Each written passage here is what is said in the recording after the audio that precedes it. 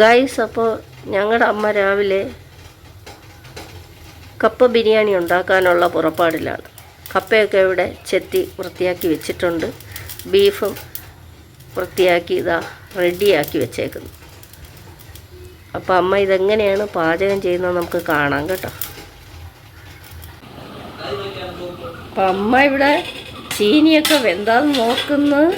അമ്മ ഇവിടെ കപ്പ ബിരിയാണിയുടെ ഭയങ്കര പാചകം. ബീഫെല്ലാം വെന്തിരിക്കുന്നു. ഇനി കുക്കറൊക്കെ ഒന്ന് തുറന്ന് നോക്കണം. അമ്മ ഉണ്ടാക്കുന്ന കപ്പ ബിരിയാണി ഭയങ്കര രുചിയാണ്. ഞാൻ അതിനിങ്ങനെ വെയിറ്റിങ്ങിലാണ്. അപ്പം ഓരോന്നായിട്ട് നമുക്കിങ്ങനെ കാണാം.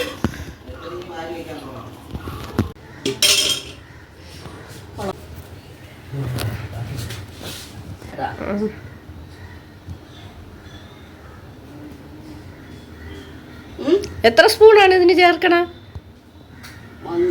1.5 സ്പൂൺ അല്ലേ? ശരി. ഇതെത്ര ചീനിയുണ്ട്? 1 കിലോ ഉണ്ടോ? ഒന്നിൽ കൂടുതലുണ്ടല്ലേ? അപ്പോൾ മുളക് പൊടിയിട്ട് ഇനി എന്തോന്നാണ് ചേർക്കാൻ പോകുന്നത്? കുരുമുളക്. 1 സ്പൂൺ കുരുമുളക് ഇടുമല്ലേ? 1.5 സ്പൂൺ. പിന്നെ മഞ്ഞൾപ്പൊടി,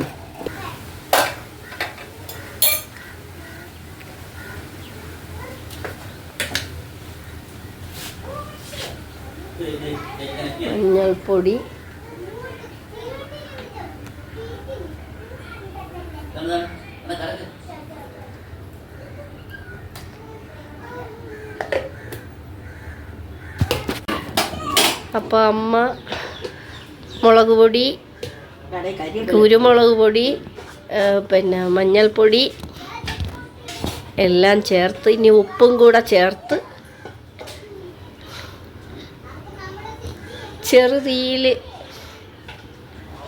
വേവിച്ച് ഇളക്കിയെടുക്കുമായിരിക്കും. അങ്ങനെയായിരിക്കും, നമുക്ക് നോക്കാം.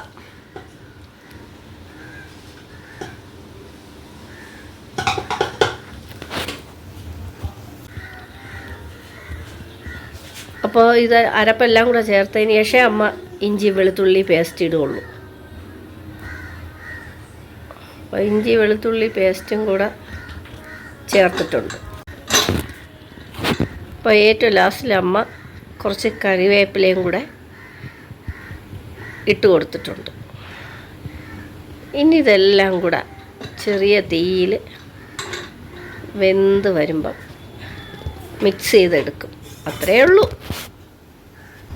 ഇനി നമുക്കിത് വെന്തോന്ന് നോക്കാം.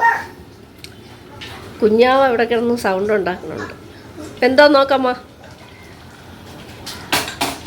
വാവ് വാവ്, നല്ല വെന്തു, നല്ല ആഹാ കുട്ടപ്പനെ. ഇനി ഇച്ചിരി ഒന്ന് തണുക്കാൻ വയ്ക്കണം, നമുക്ക് കഴിക്കണം. വേണ്ട. ഓ,